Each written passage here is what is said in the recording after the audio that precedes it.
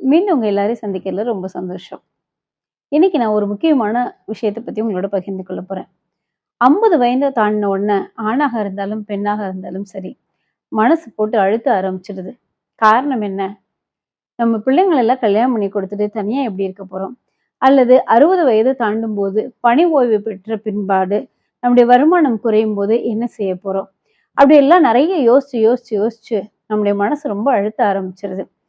உங்களுக்காக தான் இன்னைக்கு ஒரு கதை. அது ஒரு நாடு, வித்தியாசமான நாடு.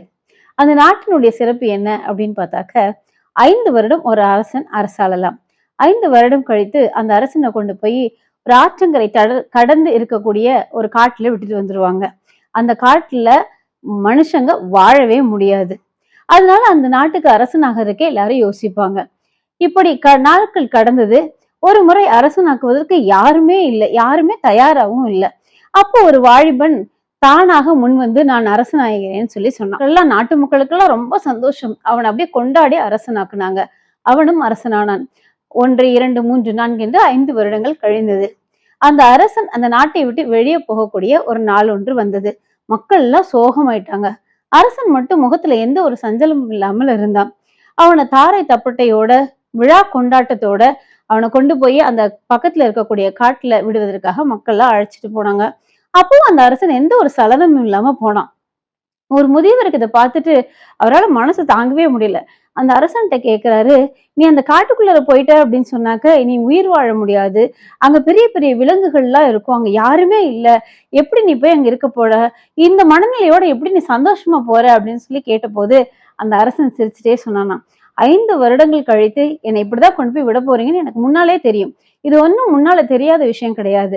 அப்போ நான் அங்க போய் இருப்பதற்கு ஏற்றவாறு அந்த சூழ்நிலையில நான் மாற்றி அமைச்சிட்டேன் அப்படின்னு சொல்லி சொன்னானாமா. அது எப்படி அப்படின்னு சொல்லி ஒரு வியப்போட கேட்கிறாரு. முதல் வருடம் நான் நாட்டில் உள்ள மக்களை பற்றி எல்லாம் தெரிஞ்சுக்கிட்டேன்.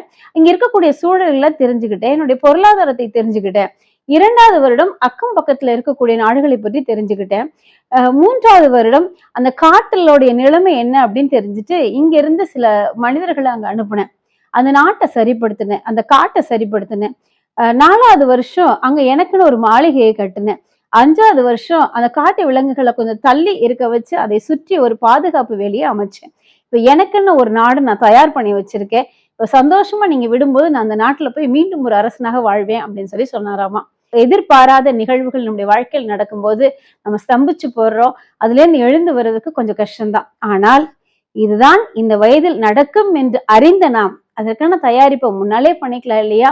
ஒன்று, பொருளாதாரத்தை சரி பண்ணிக்கலாம். 2வது, நம்முடைய மனநிலையை முன்பாகவே தயார்படுத்தி வைத்துக்கலாம்.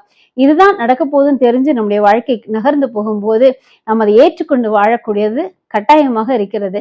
அப்படி ஏத்துட்டு வாழ்ந்தோம்னு சொன்னாக்க வாழ்க்கை ரொம்ப சந்தோஷமாகவும் மகிழ்ச்சியாகவும் பிறருக்கு தொல்லை தராததாகவும் இருக்கும். வாழ்க்கையை அழகாக வாழ்வோம். நன்றி.